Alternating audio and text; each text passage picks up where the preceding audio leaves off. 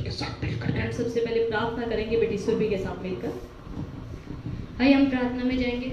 महान सशक्तिमान खुदावन, तेरे शुक्र तेरी तारीफ करते हैं आज के सुंदर दिन के लिए, सुंदर समय के लिए खुदावन, जो तुमने हम सब की जिंदगी में दिखाया खुदावन। तब परमेश्वर अब तक की आराधना को अपने अपने सामर्थ्य हाथों में लिया, आपका धन्यवाद करते खुदावन। अब समय आ गया खुदावन तब परमेश्वर कि हम सब तेरी वाणी को सुने खुदावन। तब परमेश्वर हम सबके गले को, तब परमेश्वर हम सबके दिल दिमाग को खोलना खुदावन, ताकि जब हम तेरी वाणी को सुने खुदावन, हमें तब परमेश्वर आपका रूप, तब परमेश्वर वास करे खुदावन। और तब परमेश्वर जो सुनाने वाले हैं, तब परमेश्वर अपने दास दासी को ब्लेस करना, मसा करना, तब परमेश्वर ताकि वो आपकी रूह से भर के तब परमेश्वर इस वाणी को लोगों को तक दे सके खुदावन। तेरा धन्यवाद तब परमेश्वर। बाकी के समय को तेरे हाथों में सौंपते हुए इस प्रार्थना को परमेश्वर मसीह के नाम से मांगते हैं, आमीन।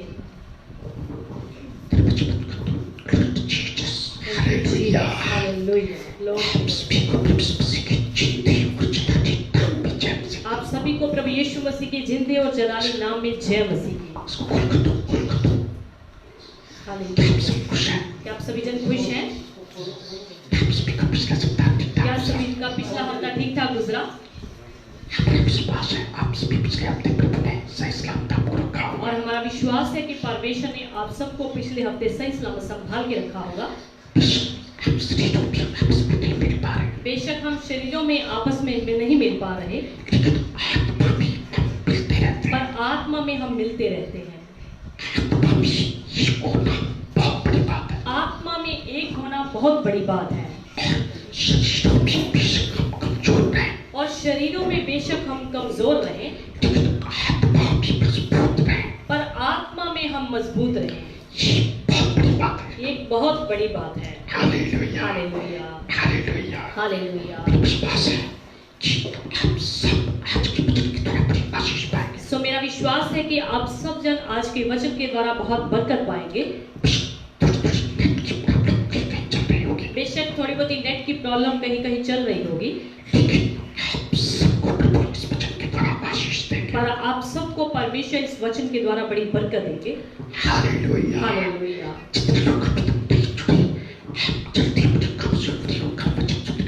सो जितने भी लोग अभी तक हमारे साथ नहीं जुड़े, आप अपने में कामों से फ्री होंगे, जल्दी जल्दी परमेश्वर की वाणी सुनने के लिए तैयार हो जाएं। Hallelujah, hallelujah. Thank you Jesus, hallelujah, hallelujah. दयालु परमेश्वर का धन्यवाद करते हैं। आज हमें फिर से आपस में मिलने का मौका दिया। आइए हम आज के वचन की ओर चलेंगे। सो जैसे आज का वचन हम सीखने जा रहे हैं, आज का वचन जो हम आज सीखने के लिए जा रहे हैं, हमारे आज का वचन का टॉपिक जो है, यदि कोई मसीह में है तो वो नई सृष्टि है। हालेलुया। अगर कोई मसीह में है तो वो एक नई सृष्टि है। हालेलुया। इंग्लिश में जैसे हमने आप सबको लिख के भेजा था, If anyone is in Christ, he is a new creation. अगर कोई मसीह में है तो वह एक नई सृष्टि है। मसीह में है का मतलब क्या हुआ? मसीह में पक्का होना, मसीह में पक्का विश्वास करना, और मसीह के वचन पर पक्की तरह से, पूरी तरह से चलना, मसीह से पक्का प्रेम करना, यानी कि मसीह को अपना मुक्तिदाता करके कबूल करना। जब हम ऐसा करते हैं तो समझिए हम एक नई सृष्टि बन जाते हैं। जब हम मसीह के वचन पर पूरी तरह से चलते हैं तो समझिए हम एक नई सृष्टि बनते हैं। नई सृष्टि, मसीह का मतलब क्या होता है? मसीह का मतलब 3 तरीकों से मसा किया हुआ। पहला आत्मा से, दूसरा वचन से और तीसरा लहू से। इन तीनों का मतलब क्या हुआ? जब हम परमेश्वर के पवित्र आत्मा को पा करके आगे बढ़ते हैं, समझो हम पवित्र आत्मा के द्वारा मसा है, और दूसरा वचन के द्वारा। जब हम परमेश्वर के वचन को पढ़ करके उस पर अमल करते हैं, समझ लीजिए हम वचन के द्वारा मसा है। लहू से मसा का मतलब जब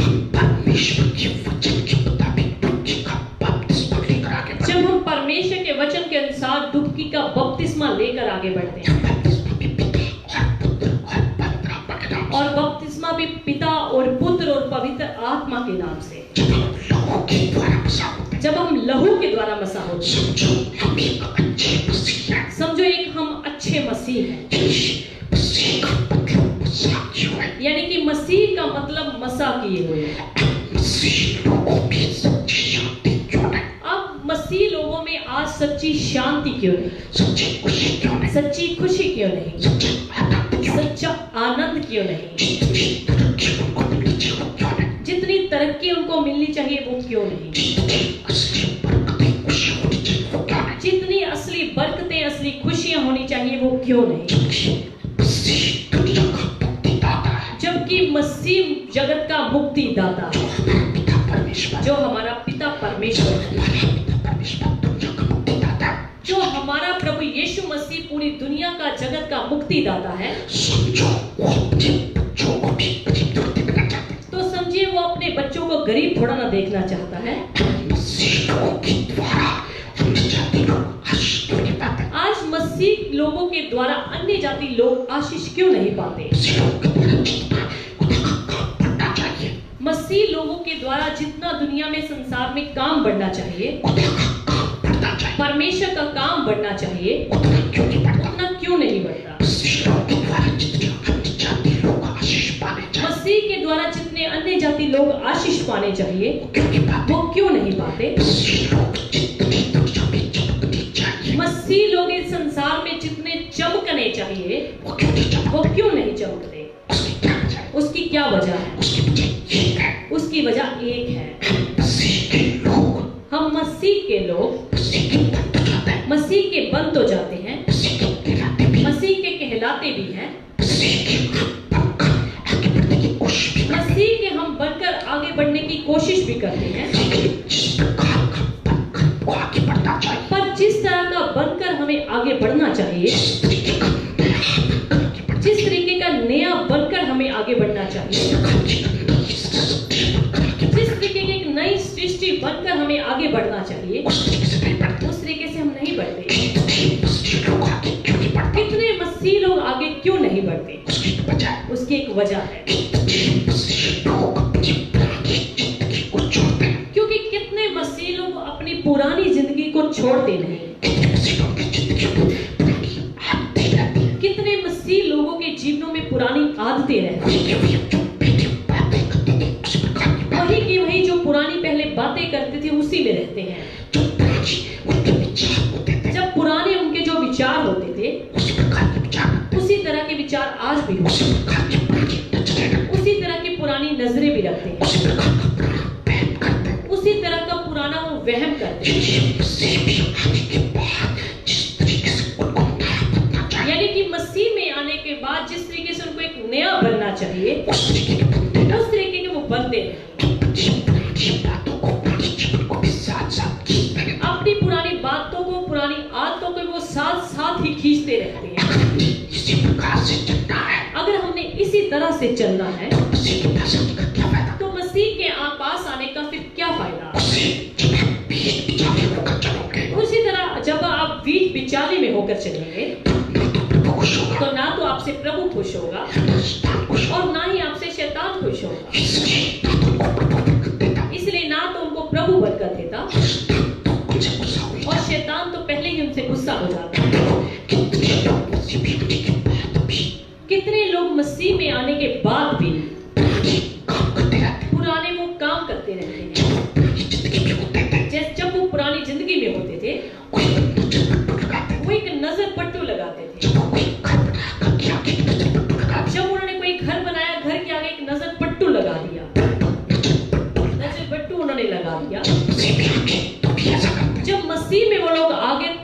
वही काम करते हैं। अपनी कोठी के बाहर उसी तरह का नजर बट्टू लगा देते हैं। और कितने लोग क्या करते हैं जब नई गाड़ी खरीदते हैं, यानी कि मैं उन लोगों की, मसीह लोगों की बात कर रहा हूँ, नई गाड़ी खरीदी, उसके आगे टूटी हुई जुत्ती लटका दी और ये लिखवा देना कि बुरी नजर वाले तेरा मुंह काला। ये सब जो बातें हैं पुराने जीवन की बातें हैं। कितने मसीह के लोग दिनों का वहम करते हैं जैसे वो पुरानी जिंदगी में पहले होते थे। पहले कहते थे कि शनिवार को लोहा ना खरीदो, वो उसी तरह का अब भी कहते हैं। पहले कहते थे बुध काम शुद्ध, यानी कि वो दिनों का वहम करते हैं, अभी भी वो करते हैं। आप फिर बदले क्या? आप अभी नई सृष्टि नहीं बने। कितने लोग क्या करते हैं जब उनको कोई छींक आ जाती है? पहले जब पुरानी जिंदगी में वो होते थे, जब किसी को छींक आ जाती थी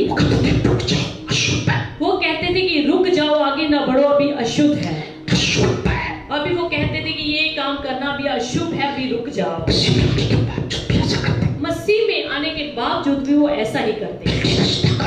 बिल्ली रास्ता काट गई, उसी तरीके का वहम। हिचकी आ गई तो वहम कर रहे थे। अगर किसी को 10 रुपए पहले देते थे तो कहते थे कि 1 रुपया साथ लगाओ। अभी भी कहते हैं कि 1 रुपया साथ लगाओ। 20 रुपए के साथ 1 रुपया लगाओ। 50 रुपए के साथ 1 रुपया लगाओ। 100 रुपए के साथ 1 रुपया लगाओ। ये मसीह के लोगों बाइबल नहीं सीखते। ये पुरानी जिंदगी की, पुराने मनुष्य तक की बातें हैं। नई सृष्टि के लोगों की ये बातें नहीं। कितने लोग कहते हैं कि हाथों में डस्ट आ गया जी, डस्ट। आज भी मसीह लोग इसी चक्कर में, कितने पास्टर लोग भी इसी चक्कर में हैं। देखो जी, हाथों में सोने का डस्ट आ गया। आप किस चक्कर में और किस बाइबल की बात करते हैं? पैरों में, उंगली में धागा बांधना, ये सब पुराने जीवन की बात है। श्राद्ध को मनाना, कह जी आज हमारे बुजुर्गों का श्राद्ध है, हमारे ताया जी का, हमारे फूफड़ जी का श्राद्ध। ये सब पुरानी जिंदगी की बात है। रात को झाड़ू मत लगाओ। मसीह में आने के बाद जब आप नई सृष्टि बन जाते हैं, ये नई सृष्टि की बातें नहीं, ये पुरानी सृष्टि की बातें। कितने मसीह के लोग पुरानी जिंदगी की बातों को अपने साथ लिए घसीटते रहते हैं, इसलिए वो नए नहीं बन पाते। और जब तक आप नए नहीं बनेंगे, आपको प्रभु से कुछ भी मिलने वाला नहीं। क्योंकि हमने वचन में भी क्या पढ़ा था? 2 Corinthians 5 अध्याय उसकी 17 आयत।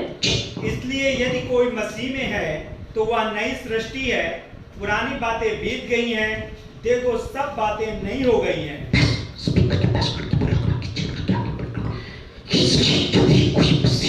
इसलिए यदि कोई मसीह में है वो भी नई सृष्टि है। पुरानी बातें बीत गई, अब वो सब की सब क्या हो गई हैं? नई हो गई हैं। पुरानी बातें बीत गई, पुरानी जीवन की बातें बीत गई। मसीह में आने के बाद आपका पुराना मनुष्यत्व, पुराना जीवन जो है खत्म हो जाना चाहिए। पुरानी बातों को खत्म करना। अगर आप अपने साथ साथ पुरानी बातों को घसीट कर साथ लेकर चलते हैं, आप समझिए मसीह में नए नहीं बने, नई सृष्टि नहीं बनी। नई सृष्टि का मतलब बिल्कुल बाइबल के अकॉर्डिंग, प्रभु के वचन के अनुसार पूरे नक्शे कदमों पर चलना। और जिस दिन आप नई सृष्टि बन जाएंगे, समझ लीजिए आपका चलना, उठना, बैठना, उस दिन सब कुछ बदल जाएगा। मैं बाइबल में से कुछ बातें आपको सिखा कर चलूंगा।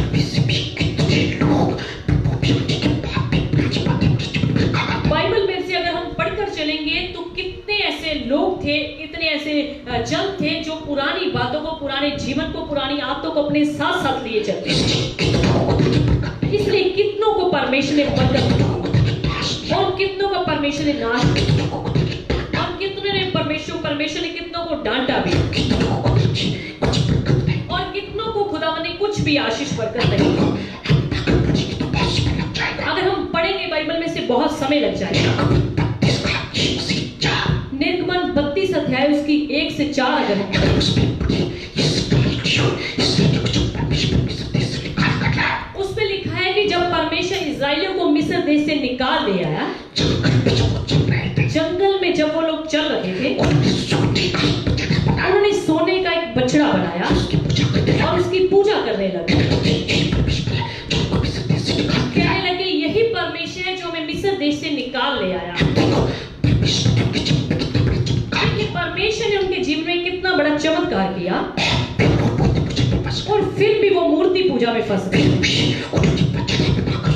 फिर भी उन्होंने सोने का बछड़ा बनाकर उसकी पूजा करनी शुरू कर दी। परमेश्वर को इससे बड़ा गुस्सा आया। और हम अगर उत्पत्ति की किताब में पढ़ के चले तो कितने इस्राएलियों को परमेश्वर ने आगे जाके नाश भी। आज भी काफी मसीह के लोग क्या करते हैं,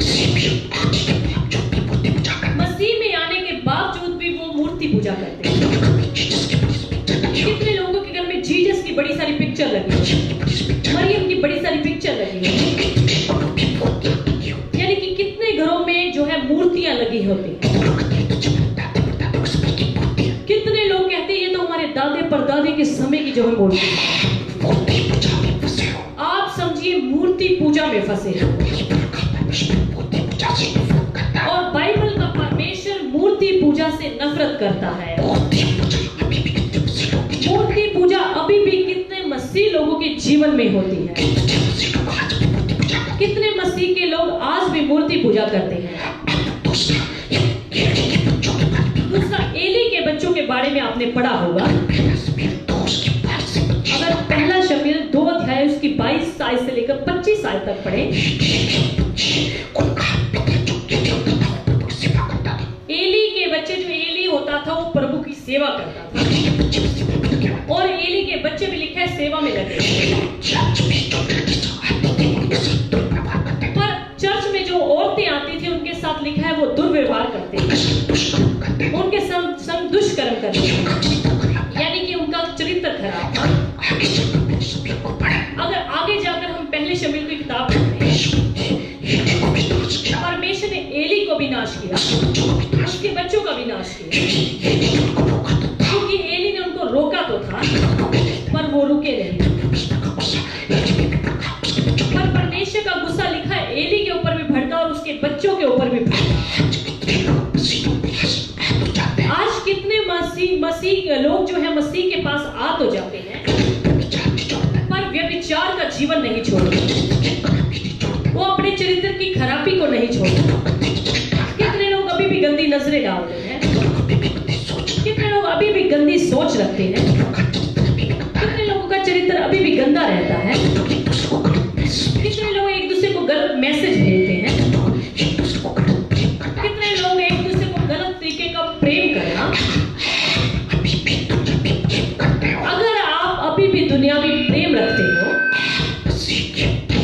आप समझिए मसीह के नहीं, आप नई सृष्टि नहीं बने।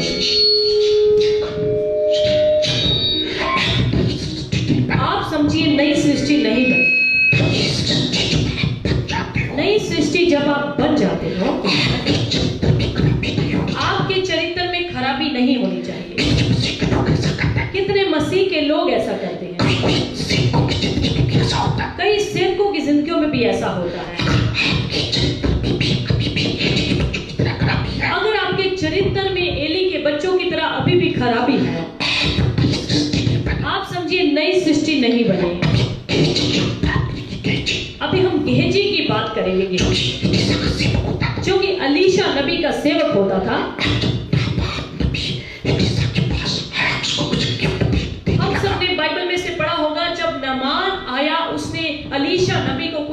गिफ्ट कुछ भेंटें देनी चाहिए।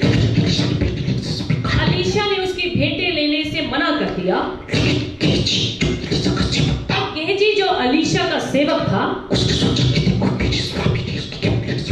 उसने सोचा कि देखो मेरे स्वामी अलीशा ने नामान के गिफ्ट लेने से मना कर दिया, क्यों ना मैं उससे जाके गिफ्ट ले लूं। उसके अंदर लालच था। जब नामान अपने को घर को जा रहा था, उसके पीछे पीछे गेहजी भी दौड़ा। आगे जाके बोला कि कुछ मुझे वस्त्र दे दो, कुछ चांदी दे दो। सो खैर नामान ने उसको जो भी उसने कुछ मांगा, चांदी वस्त्र उसको दे दिए। अलीशा तो सब कुछ जान रहा था, कुछ देखता था। अलीशा गेहजी को बड़ा गुस्सा हुआ। देखिए गेहजी जो था परमेश्वर के सेवक अलीशा के पास ही रहता था। देखो अलीशा के पास वो गेहजी रहता था, और फिर भी उसके अंदर लालच आ गया। आज कितने मसीह लोगों में वही लालच होता है। मसीह विश्वासियों में भी होता है, मसीह सेवकों में भी ऐसा होता है। उनके अंदर जब लालच का ये आत्मा होता है, उनके अंदर जब लालच का आत्मा होता है, लालच का जो बदरू उनके अंदर होता है। खराब कर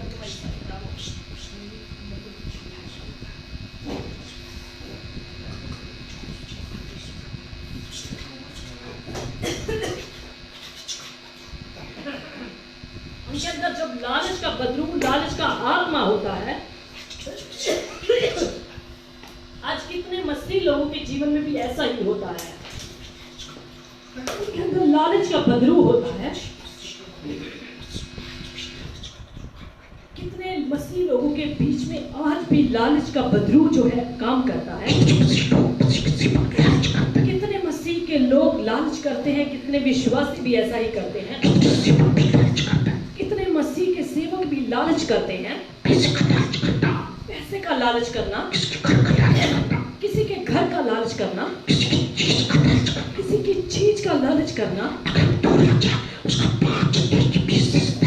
अगर हम दूसरा राजा उस 5 अध्याय उसकी 20 आयत से पढ़ के चले, 20 आयत से लेकर 27 आयत तक पढ़ेंगे नहीं क्योंकि समय ज्यादा हो जाएगा। तो उसमें लिखा है कि कैसे कैसे गेहजी ने नामान के पास जाके लालच किया। अगर मसीह के लोगों आज भी आपके जीवन में वैसा ही लालच है, किसी भी चीज का लालच है, तो समझिए आप मसीह में नई सृष्टि नहीं बने। कितने लोग पुरानी बातों को लेकर चलते हैं।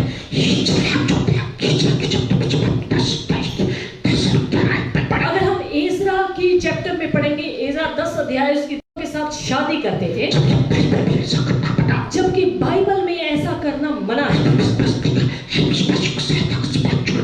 बाइबल में स्पष्ट लिखा है कि अविश्वासियों के साथ असमान जुए में मत जुड़ो।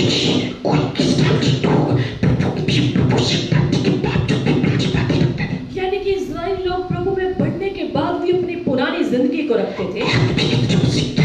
आज भी कितने मसीह लोग क्या करते हैं, प्रभु में आने के बाद भी अपनी पुरानी जिंदगी की बातों को रखते हैं। आज कितने मसीह के लोग भी अन्य जातियों के साथ शादी रचाते हैं और उन्हीं की तरह शादी करते हैं। समझो मसीह के लोगों, अभी भी आप नई सृष्टि नहीं बने, अभी भी आप पुरानी सृष्टि हो। कितने मसीह के लोग ऐसा करते हैं। बाइबल में ये करना मना है, फिर भी वो ऐसा करते हैं। आप पुरानी सृष्टि की बातों में जीते हो। अय्यूब की पत्नी का देखिए, अगर हम अय्यूब 2 अध्याय उसकी 9 में पढ़े, अय्यूब 2 अध्याय उसकी 9, तब उसकी स्त्री उससे कहने लगी, क्या तू अब भी अपनी खराई पर बना है? परमेश्वर की निंदा कर और चाहे मर जाए तो मर जा। देखिए अय्यूब की पत्नी का स्वभाव कैसा था? चिढ़ने वाला, कुड़ने वाला, गुस्सा करने वाला। यानी कि उसकी बातें जो थी पुरानी जिंदगी वाली बातें थी। और वो अपने पति को क्या बोली? वो मर जाए तो मर जा, परमेश्वर की निंदा कर। आज कितने मसीह के लोग मसीह के बाद आने के बाद भी ऐसा ही करते हैं। उसी तरीके से चिढ़ना, कुड़ना, निंदा करना, उसी तरीके का उनका स्वभाव होता है। कितने प्रभु के सेवकों का भी ऐसा, एक दूसरे पास्टर की बुराई करना। आप बुराई जब करते हो समझो पवित्र आत्मा से नहीं, समझिए दुष्ट आत्मा से करते हो। अय्यूब की पत्नी का स्वभाव देखिए, उसके जीवन में ये पूरा।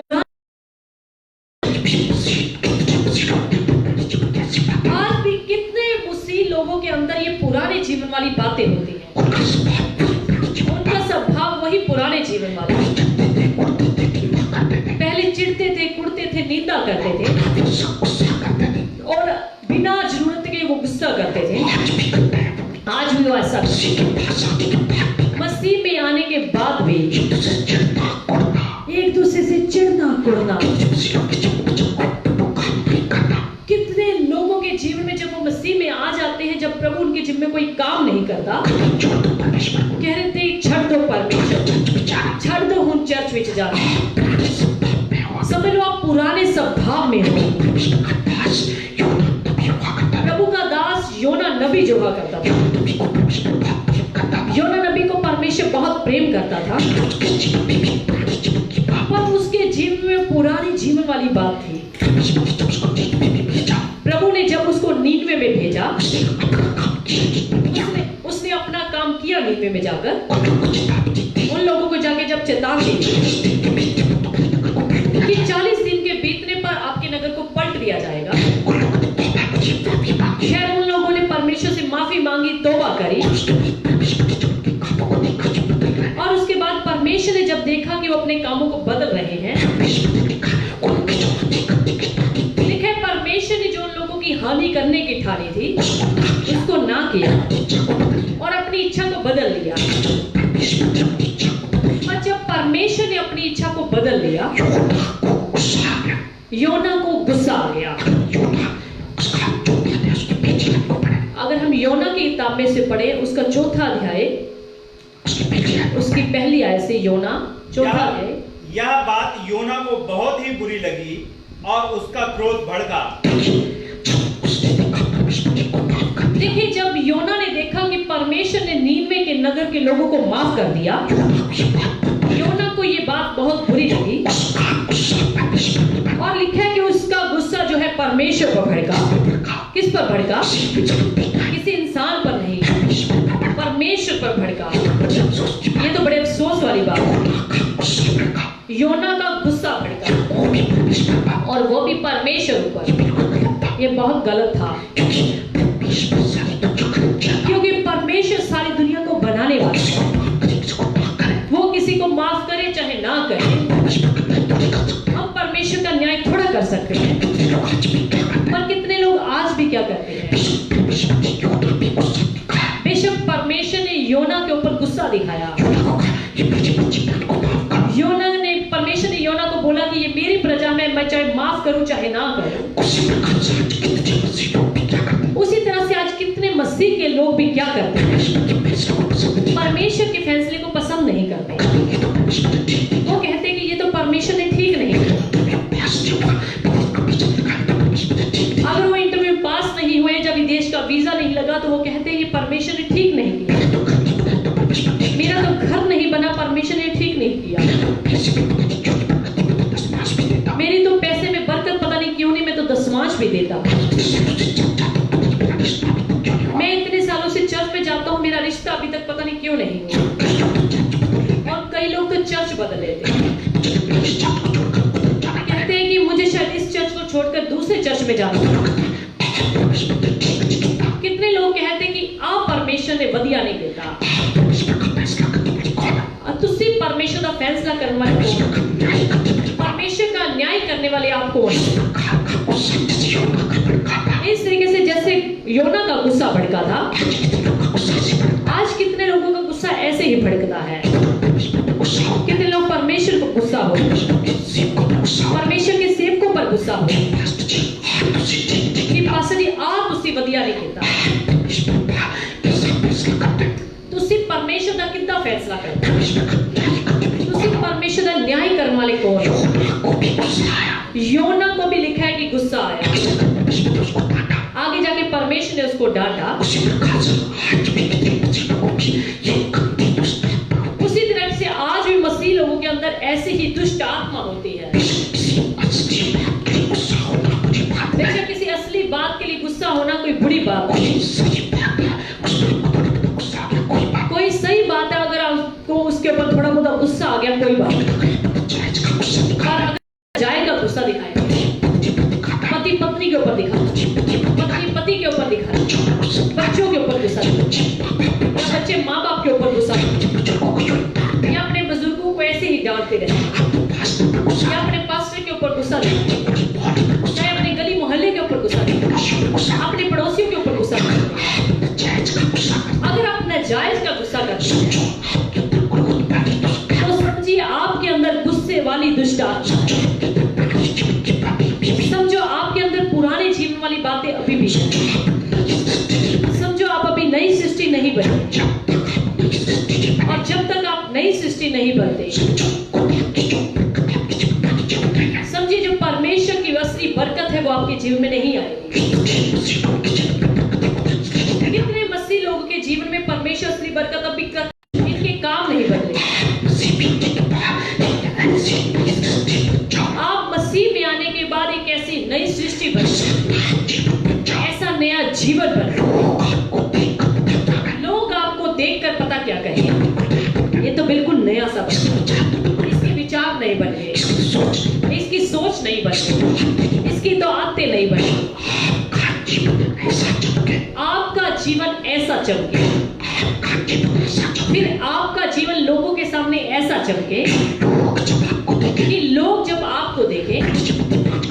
पढ़ लीजिए मत्ती 5 अध्याय उसकी 16 आयत।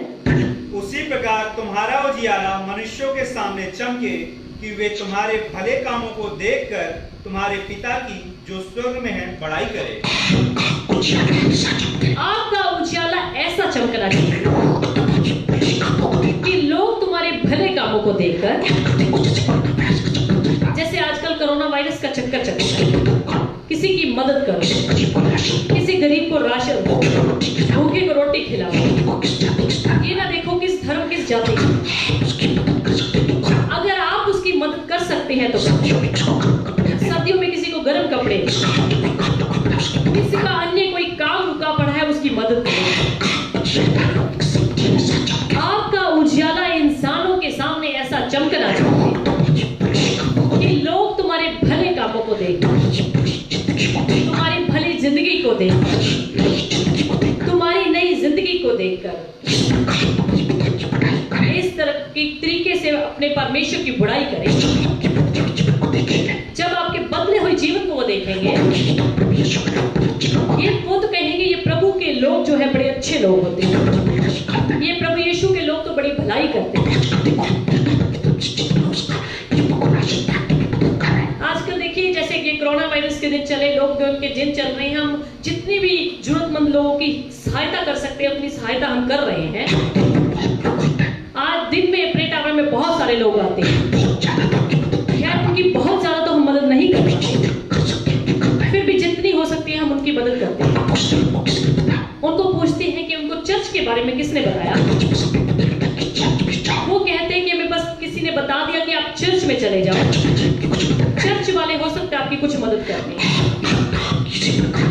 आपका नाम इसी तरीके का नाम होना चाहिए, आपकी जिंदगी लोगों में ऐसी होनी चाहिए, लोग आपके भले कामों को देखकर, आपके भले विचारों को देखकर आपके परमेश्वर की बड़ाई करें। अभी मरकुस 10 अध्याय उसकी 50 आयत को पढ़ेंगे।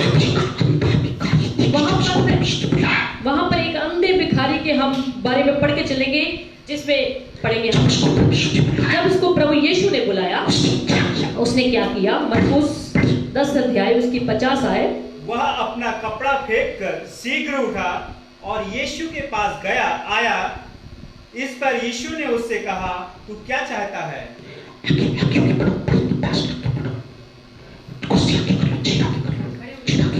इस पर यीशु ने उससे कहा, तू क्या चाहता है? वह अपना कपड़ा फेंक कर शीघ्र उठा और यीशु के पास आया। देखिए, जब चेलों ने उस अंधे को बोला कि चल प्रभु तेरे को बुलाते हैं, पहले चेले उसको रोकते हैं, अब चेले उसको बुला रहे हैं। उसने क्या किया? जिस कपड़े के ऊपर वो भीख मांगा करता था, बैठा करता था, उसने उस कपड़े को लिखा फेंक दिया। क्यों फेंक दिया? क्योंकि उसको इतना विश्वास कि मुझे सच्ची सरकार प्रभु यीशु जी बुला रहे हैं, वो मुझे अब अंधा थोड़ा रहने देंगे। यानी कि उसका इतना विश्वास था, उसने सोचा कि मुझे कपड़ा नहीं बिछाना पड़ेगा। उसका इतना विश्वास था कि उसने अपने पुराने कपड़े को लिखा है फेंक दिया। उसी तरह से प्रभु के लोगों, जब आपको प्रभु बुलाता है, प्रभु के आप बन जाते हैं। प्रभु के जब आप कहलाते हैं, प्रभु के आप बन जाते हैं। पुरानी बातों को फेंक दो, पुरानी आदतों को फेंक दो, पुराने जीवन को खत्म कर दो। अब अपने जीवन को नया बना लो। आप इस विश्वास के साथ प्रभु के पास आए कि मैं अब प्रभु के पास आ गया हूं। अब पुरानी बातें नहीं चलेगी, पुराने काम नहीं चलेंगे, पुराने विचार नहीं चलेंगे। हालेलुया। अब जब अंधा प्रभु के पास गया, सच में प्रभु ने उसकी आंखें खोल दी। हम इसको आगे डिटेल से नहीं पढ़ेंगे। एक यूहन्ना 3 अध्याय उसकी 3 आयत को पढ़ लीजिए। यूहन्ना 3 उसकी 3 आयत। यीशु ने उसको उत्तर दिया, मैं तुझसे सच सच कहता हूँ, यदि कोई नए सिरे से न जन्मे तो परमेश्वर का राज देख नहीं सकता। उत्तर दिया, मैं तुमसे सच सच कहता हूँ, यदि कोई नए सिरे से न जन्मे तो परमेश्वर का राज देख नहीं सकता। लिखा है कि जब तक कोई नए सिरे से ना जन्मे, वो परमेश्वर के राज्य को देख नहीं सकता। नई सृष्टि का मतलब, नए सिरे से जन्मे का मतलब, जल और आत्मा से जब तक ना जन्मे, तब तक वो परमेश्वर के राज्य को देख नहीं सकता। आपको भी परमेश्वर के लोगों जल और आत्मा से नए सिरे से जन्मा है। आपको भी जल और आत्मा से नए सिरे से जन्म लेना है। और जब आप जल और आत्मा से नए सिरे से जन्म ले लेंगे, आप बिल्कुल नए बन जाएंगे। यूहन्ना 15 अध्याय उसकी 7 आयत को भी पढ़ लीजिए। यदि तुम मुझ में बने रहो और मेरा वचन तुम में बना रहे, तो जो चाहो मांगो और वह तुम्हारे लिए हो जाएगा। अगर तुम मुझ में बने रहो, देखिए प्रभु यीशु मसीह जी क्या कहते हैं, अगर तुम मुझ में बने रहो और मेरी बातें तुम में बनी रहे, तो जो चाहो मांगो वो तुम्हारे लिए हो जाएगा। प्रभु यीशु के कहने का मतलब क्या था? कि तुम मुझसे इतना प्रेम करो कि तुम्हारी पिक्चर मेरे अंदर बनी रहे और मेरी बातें तुम्हारे अंदर बनी रहे, मेरा वचन तुम्हारे अंदर बना रहे। तब जो कुछ चाहो मांगोगे वो तुम्हारे लिए हो जाएगा। हालेलुया। इतने आप प्रभु के बन जाओ कि प्रभु की बातें आपके अंदर इतनी होनी चाहिए, फिर जो चाहो मांगोगे तुम्हारे ये हो जाएगा। रोमियो 6 अध्याय उसकी 6 आयत को पढ़ेंगे। हम जानते हैं कि हमारा पुराना मनुष्यत्व उसके साथ क्रूस पर चढ़ाया गया ताकि पाप का शरीर व्यर्थ हो जाए और हम आगे को पाप के दासत्व में ना रहें। हम जानते हैं कि हमारा पुराना मनुष्यत्व उसके साथ क्रूस पर चढ़ाया गया। हमारा पुराना मनुष्यत्व उसके साथ क्रूस पर चढ़ाया गया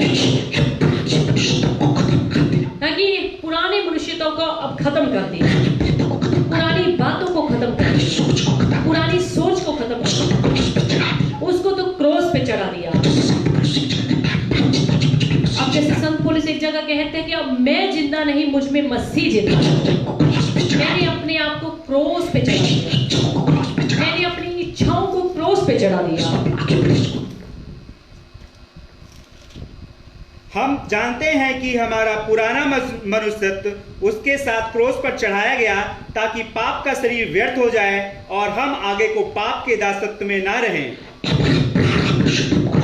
हमारा पुराना मनुष्यत्व क्रूस पे चढ़ाया गया ताकि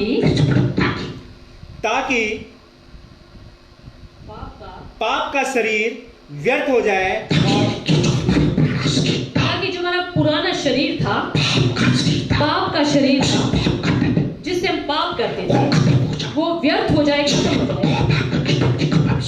जब हम तौबा करके डुबकी का बपतिस्मा ले लेते हैं, समझो पुरानी जिंदगी को हम दफन कर देते हैं, पुराने मनुष्यत्व को हम खत्म कर देते हैं, उसके बाद हमको नया मनुष्यत्व मिलता है। और जब आप नए बन जाते हैं, रोमियो 8 अध्याय उसकी 1 आयत को पढ़ दीजिए। अतः अब जो मसीह में हैं, उन पर दंड की आज्ञा नहीं। अब जो मसीह यीशु में है, ध्यान से सुनिए प्रभु के लोगों, जब मसीह यीशु में हो जाते हैं, यानी कि पूरी तरह मसीह में होकर चलते हैं, यानी कि पूरी तरह प्रभु के वचन पर चलते हैं, आपके ऊपर बाइबल कहती है अब दंड की आज्ञा नहीं, आपके ऊपर अब शैतान का अधिकार नहीं, आपके ऊपर अब कोई सजा नहीं। अगर हम 2 कुरिन्थियों 4 अध्याय उसकी 16 आयत को पढ़े, 2 कुरिन्थियों 4 अध्याय उसकी 16 आयत। इसलिए हम हियाव नहीं छोड़ते, यद्यपि हमारी बाहरी मनुष्यत्व नष्ट होता जाता है। देखिए प्रभु का दास संत पौलुस यहाँ पर क्या कहता है? इसलिए हम हियाव नहीं छोड़ते, लिखा है कि हम हौसला नहीं छोड़ते, यद्यपि हमारी बाहरी मनुष्यत्व नष्ट होता जाता है। बेशक हमारा बाहरी मनुष्यत्व नष्ट होता जाता है, अब हम बाहरी तौर पे दिखावा नहीं करते, बाहरी तौर पे हम दुनियावी इच्छाओं पर नहीं चलते, बाहरी तौर पे हमारी दुनियावी लालसाएं नहीं है, बाहरी मनुष्यत्व तो हमारा खत्म होता जाता है। तो भी हमारी भीतरी मनुष्यत्व दिन प्रतिदिन नया होता जाता है। तो भी हमारा जो मनुष्यत्व है क्या होता जाता है? तो भी हमारा भीतरी मनुष्यत्व दिन प्रतिदिन नया होता जाता है। पर हमारा जो भीतरी मनुष्यत्व है, प्रभु के साथ हमारा जो नाता है, वो नया होता जाता है। यानी पुरानी बातें खत्म होती जाती हैं, अब वो सब नई होती जाती है। हालेलुया। गलतियों 2 अध्याय उसकी 20 आयत। मैं मसीह के साथ क्रूस पर चढ़ाया गया हूँ, अब मैं जीवित ना रहा, पर मसीह मुझ में जीवित है। लिखा कि मैं तो मसीह के साथ क्रूस पर चढ़ाया गया। संत पौलुस जी क्या कहते हैं? मैं तो मसीह के साथ क्रूस पे चढ़ाया गया, अब मैं जिंदा नहीं, मुझ में मसीह जिंदा है। यानी कि आपका जीवन, आपकी आदतें ऐसी होनी चाहिए, लोग आपके बीच में प्रभु यीशु को देखें, लोग ये कहें कि वो नहीं बोलता, उसके बीच में से होके मसीह यीशु बोलता है। वो खुद नहीं कहता, उसके बीच में मैं यीशु बोलता हूं। लोग जब आपको देखें, आपके बीच में से प्रभु यीशु को देखें। आपके बीच में से लोग प्रभु यीशु को कब देखेंगे? जब आप पुरानी बातें खत्म करें, जब आप एक नई सृष्टि बन जाएंगे, यानी कि सब कुछ आपका प्रभु के वचन के मुताबिक हो जाएगा। तब प्रभु आपके बीच में और आप प्रभु के बीच में हो जाएंगे। गलतियों 4 अध्याय उसकी 9 आयत में पढ़ दीजिए। अब जो तुमने परमेश्वर को पहचान लिया, ठीक है कि अब जब तुमने प्रभु को पहचान लिया, वरन परमेश्वर ने तुमको पहचाना, तो उन निर्बल और निकम्मी आदि शिक्षा की बातों की ओर क्यों फिरते हो? उन निर्बल और निकम्मी बातों की ओर क्यों फिरते हो?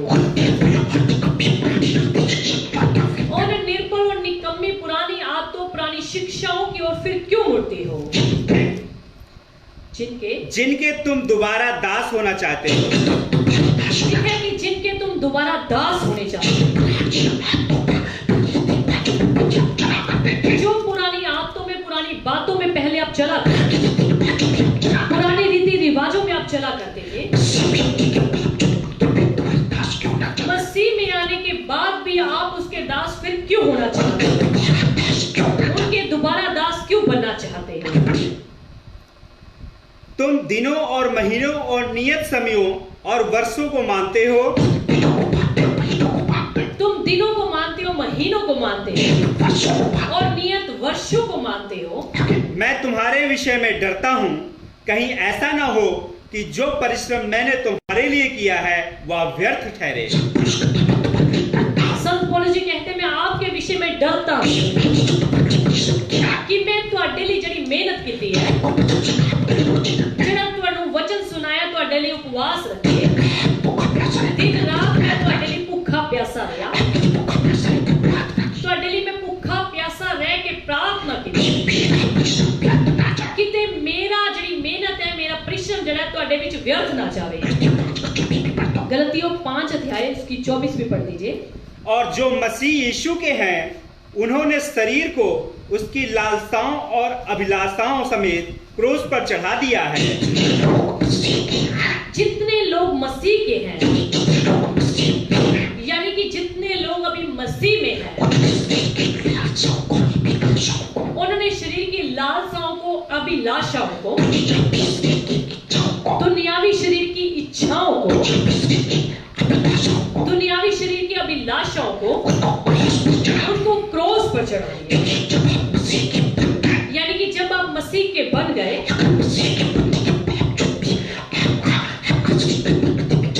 यदि मसीह में आने के बावजूद भी आपका शरीर कहता है कि मैं गंदी फिल्में देख लूं, मैं गंदे गीत सुन लूं, मैं शराब भी पी लूं, मैं व्यभिचार कर लूं, मैं नजर बट्टू रख लूं, मैं जादू टोनों वालों के पास जाऊं, मैं किसी के साथ ठगी कर लूं, समझो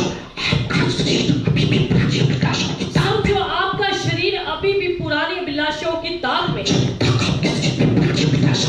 जब तक आपके जीवन में पुरानी अभिलाषाएं रहेंगी, आप समझिए मसीह में बदले नहीं, आप मसीह में नए नहीं बने, आप अभी भी पुरानी अभिलाषाओं में हो।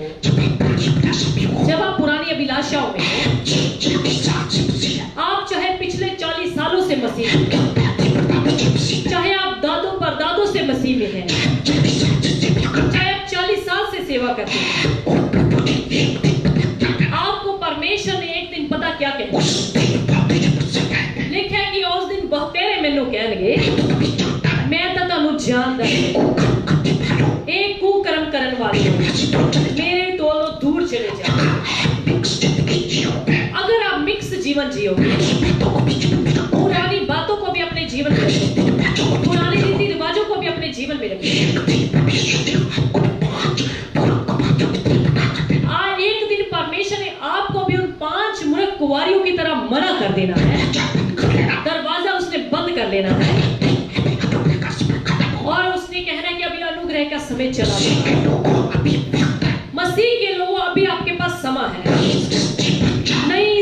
सृष्टि बन जाए। पुरानी बातों को फेंक दो, पुराने कामों को उखाड़ फेंको, वचन को पढ़ा करो, वचन को सीखा करो, वचन की बातों पर चला करो, वचन पर बातों पर चलने की आगे मन फिराया करो। और वचन आपको किन बातों पर चलने के लिए कहता है उन पर चला करो, और जिन पर वचन चलने की आज्ञा नहीं देता उन पर ना चला करो। इफिसियों 6 अध्याय उसकी 22 आयत से लेकर 24 आयत तक। इफिसियों उसे मैंने तुम्हारे पास इसीलिए भेजा है कि तुम हमारी दशा को जानो और वक्त इफिसियों 4 अध्याय उसकी 22 आयत। हे पत्नियों,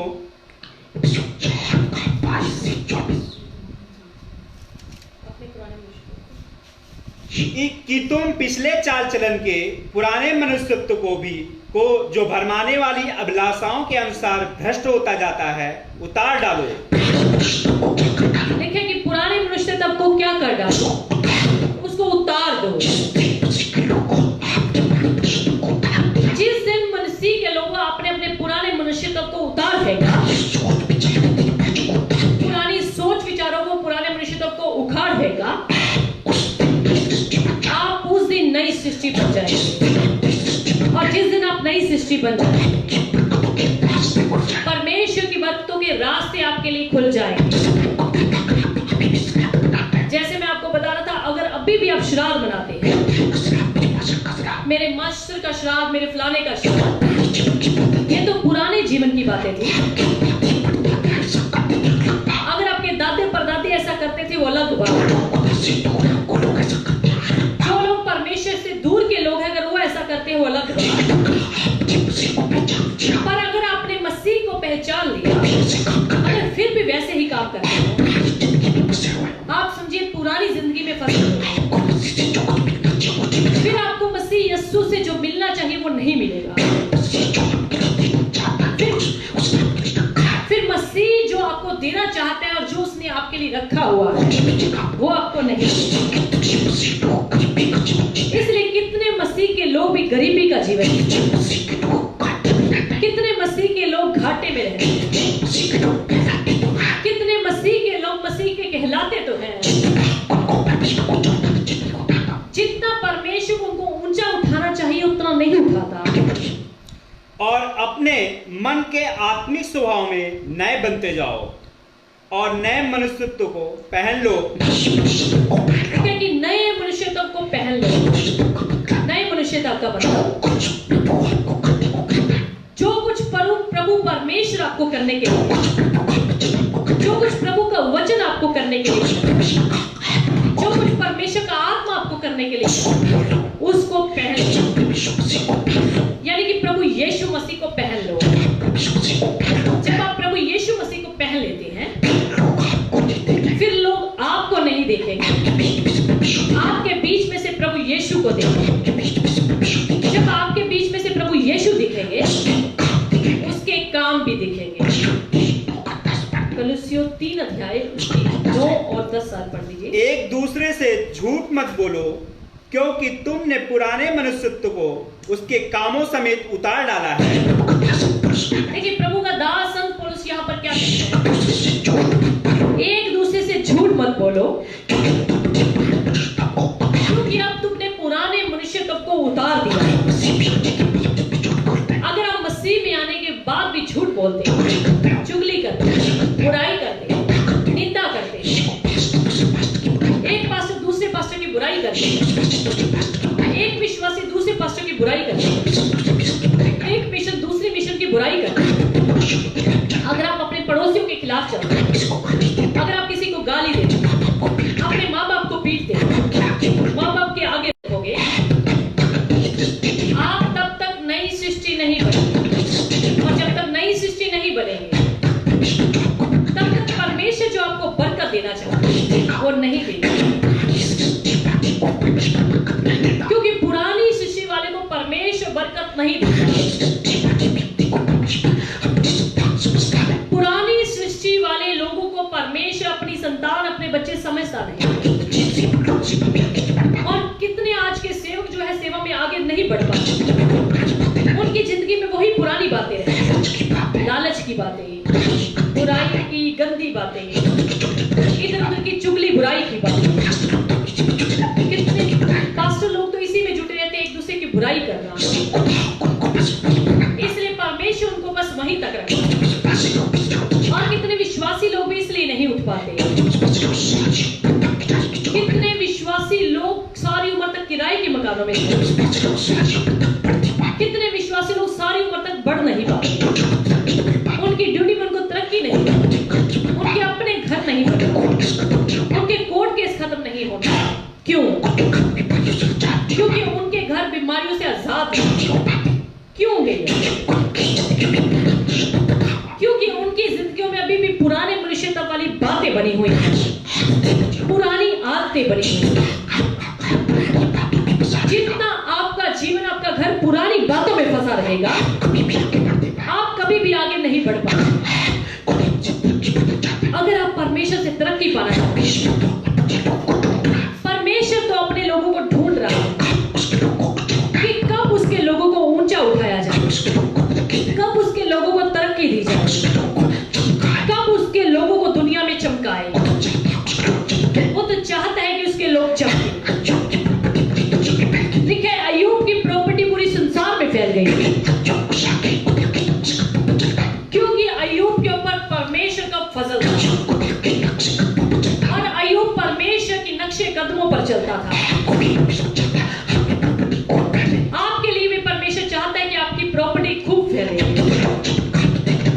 कितने लोग चमत्कार देखने के लिए तो सोचते हैं, चमत्कारों के पीछे तो भागते हैं, उधर पास्टर चवाए चमत्कार, उधर चले जाओ, उधर चले जाओ, पर वो अपनी पुरानी बातों को नहीं छोड़ते। जहां मर्जी भाग जाओ, जहां मर्जी चले जाओ, जब तक आप अपने खुद के जीवन को नहीं बदलेंगे, खुद की आदतों को नहीं बदलेंगे, खुद की बातों को नहीं बदलेंगे, आपको कुछ नहीं मिलने। आप एक बार किसी को पूछा कि आपकी बेटी मरियम कहां पर है, कह रहे कि पड़ोस में फिल्म देखने गई। देखिए, मसीह में आने के बाद, मसीह के बनने के बाद, बाइबल में से उसका नाम रखने के बाद फिर भी बताए कहां गई है, पड़ोस में पिक्चर देखने।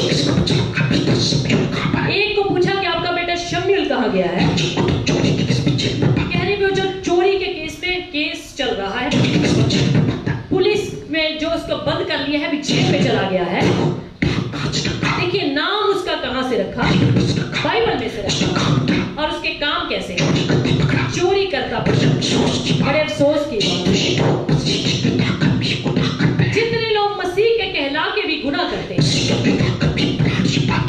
मसीह के कहला के भी पुरानी जीवन की बातों को अपने अंदर रखते हैं,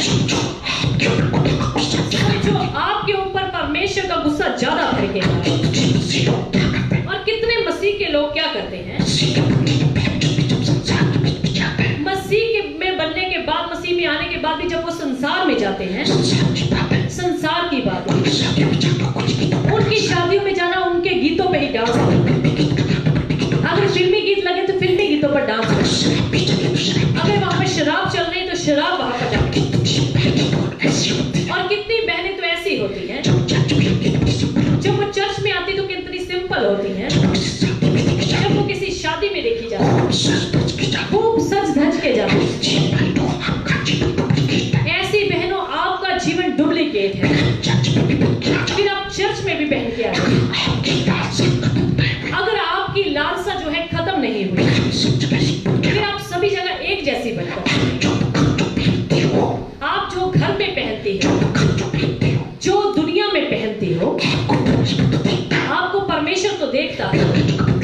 मेरा कहने का मतलब, डुप्लीकेट जीवन जो जीते हो, आपको परमेश्वर पसंद नहीं करता। कितने लोग तो मसीह के लोग जो चर्च में आते हैं, कितने बढ़िया बन जाते हैं, बड़े वो धर्मी दिखाई देते, और समाज से जब उनकी रिपोर्ट ली जाए, कहते थे ये तो रिश्वत लेता है, ये तो गालियां बोलता है, ये तो उधर शराब पीता था,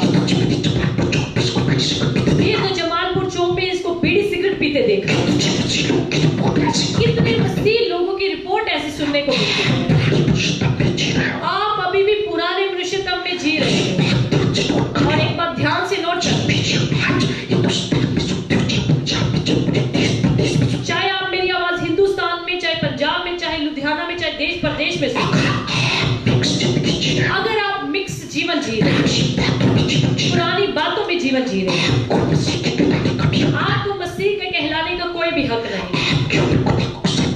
आपके ऊपर परमेश्वर का गुस्सा ज्यादा भड़केगा। हालेलुया। अगर कोई मसीह यीशु में हो जाता है कि वो एक नई सृष्टि बन जाता है। काफी लोग मसीह में बन जाने के बाद भी जो शांति, खुशी, बरकत, आशीष उन्हें मिलनी चाहिए वो नहीं मिलती। उसकी वजह यही है कि वे मसीही बनने के बाद भी अपनी पुरानी जिंदगी में जीते रहते हैं। कितने मसीह लोगों का मसीह में आने के बाद और मसीह यीशु का बनने के बाद जो शांति मिलनी, जो खुशी मिलनी, जो तरक्की मिलनी चाहिए, जो इज्जत मिलनी चाहिए, वो नहीं मिलती। क्यों नहीं मिलती? क्योंकि वो अपने पुराने मनुष्यों को अपने साथ लेकर चलते हैं। अगर आप मसीह के बन जाने के बाद भी ये पुराने जीवन के काम करते हो तो फिर मसीह के कहलाने का क्या फायदा? अगर आप जादू टोने तांत्रिकों के पास जाते हो, ध्यान से सुनिए, अगर मसीह के कहलाने के बाद भी आप जादू टोनों वालों के पास जाते हो, अगर आप सियानों से हाथ दिखाते हो, अगर आप सियानों के पास जाकर अपने हाथों को दिखाते हो, आपके जीवन में समझिए पुराना मनुष्य तब है। अगर आप घरों में जीसस मरियम की फोटो लगाते हो, अगर आपके घरों में जीसस की, मरियम की, चेलों की कोई भी तस्वीरें लगी हुई हैं, अगर आप गंदी गंदी फिल्म नाटक देखते हो, अगर आप चोरी छुपे गंदी फिल्मों को देखते हैं, गंदे नाटक देखते हैं, समझिए आपके जीवन में पुराना मनुष्य था। और एक दिन बात ध्यान से सुनिए, अगर मैं दूसरे शब्दों में इसको, जब पुराना मनुष्य तब आपके जीवन में है, समझिए आपके जीवन में अभी भी शैतान है। अगर आप ऑर्केस्ट्रा सॉन्ग पे डांस करते हो, अगर आप एक दूसरे की निंदा चुगली करते हो, अगर आप शराब पीते हो, गाली देते हो, अगर आप लूटते हो, चोरी करते हो, अगर आप भी दुनिया के लोग की तरह चोरियां करते हो, लूटते हो, किसी को धोखा देते हो, तो समझो अभी भी आप पुरानी जिंदगी में चल रहे हैं। और जिस घड़ी तक, जिस समय तक आपके जीवन में पुरानी बातें रहेंगी, आप परमेश्वर से बरकत नहीं पा सकते। अगर प्रभु के सेवक को इस वचन को सुन रहे हैं, आपके जीवन में जब तक पुरानी बातें रहेंगी, आपकी सेवकाई को परमेश्वर बढ़ाएगा। जिस सेवक को परमेश्वर ने बढ़ाया, उसके जीवन को पहले पूरी तरह पुरानी बातों को उसके जीवन से खत्म किया। अगर आप मसीह में आकर पुराने जीवन के काम करते हो तो इससे प्रभु को अच्छा नहीं लगेगा। इससे आपको परमेश्वर ऊंचा नहीं करेगा, परमेश्वर आपको बढ़ाएगा नहीं, बल्कि शैतान आप पर हमला करेगा। जब आप पुरानी जिंदगी में जीवन जी रहे हैं, परमेश्वर नहीं बचाएगा। समझो आपके ऊपर शैतान हमला कर रहा है। अगर आप मसीह में नए बनकर चलोगे तो फिर परमेश्वर आपको तरक्की देगा। और जिस दिन आप नए बनकर आगे बढ़ेंगे, नई सृष्टि बनकर, आपका देखना, उठना, बैठना, चलना, सारे काम करना प्रभु के वचन के अनुसार होंगे, तब आपकी तरक्की के रास्ते खुलेंगे,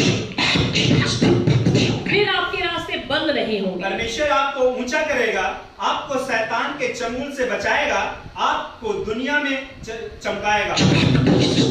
जब आप नई सृष्टि बनकर आगे बढ़ेंगे, परमेश्वर आपको शैतान के चंगुल से बचाएगा।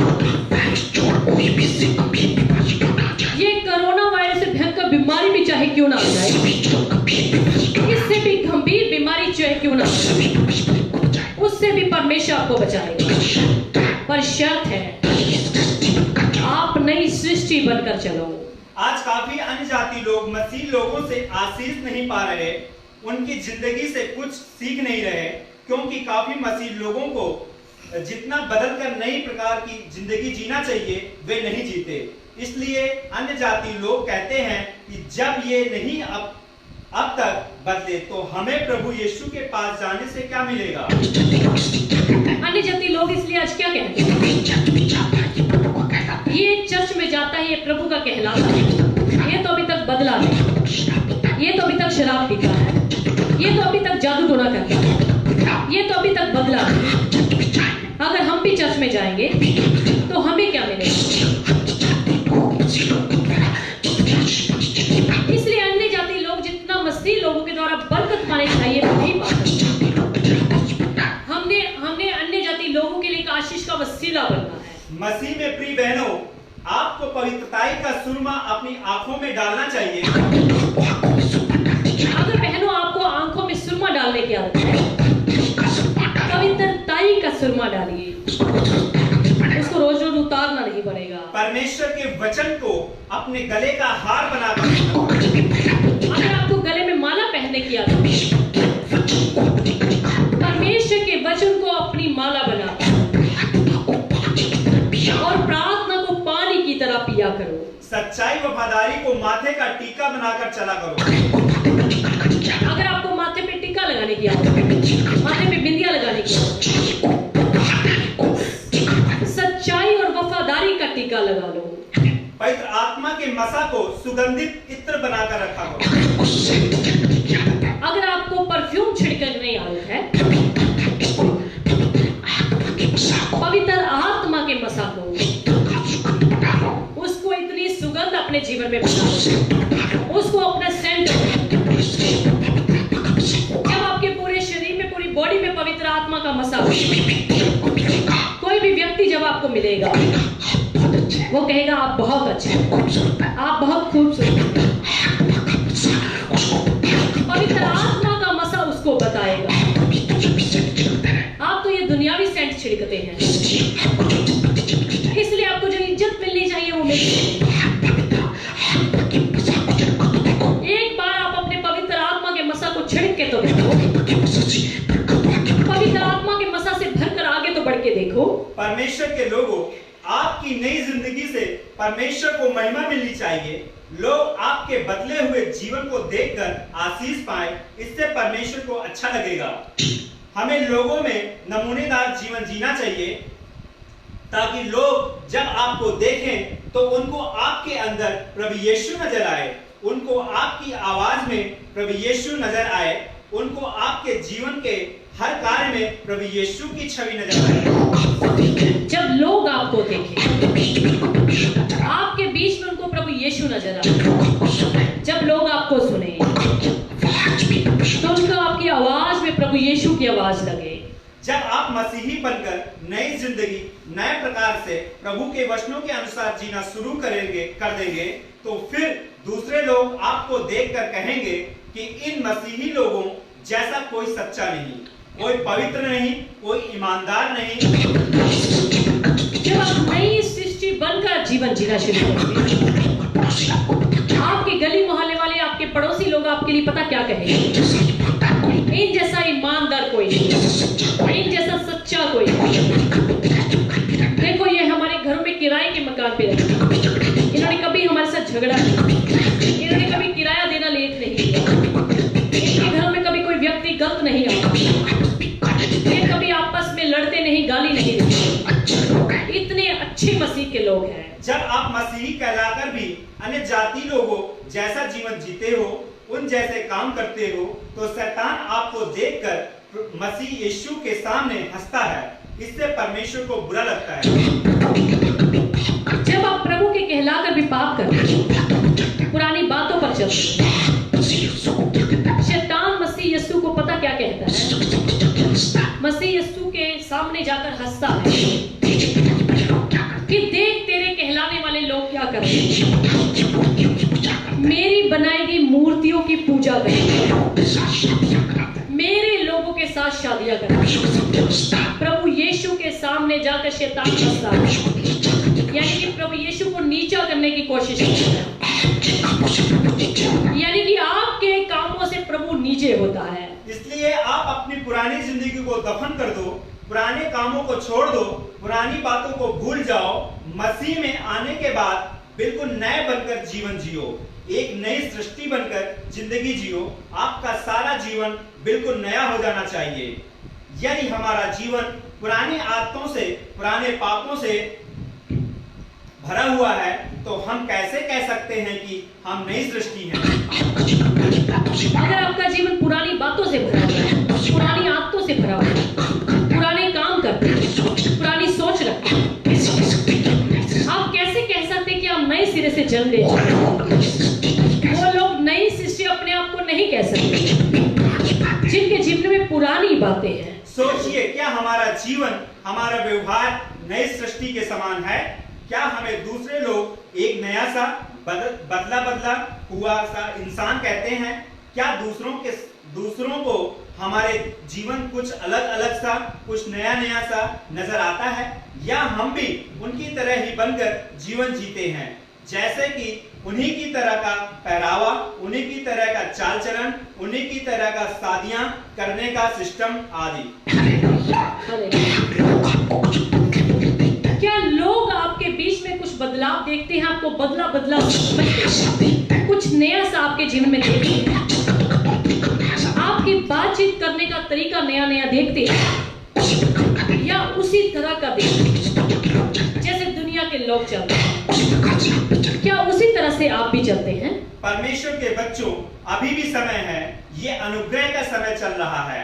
आओ हम सब पुराने जीवन की पुरानी बातों को, पुरानी आदतों को, पुराने कामों को, पुरानी सोच विचारों को पूरी तरह छोड़कर बिल्कुल नए बनकर,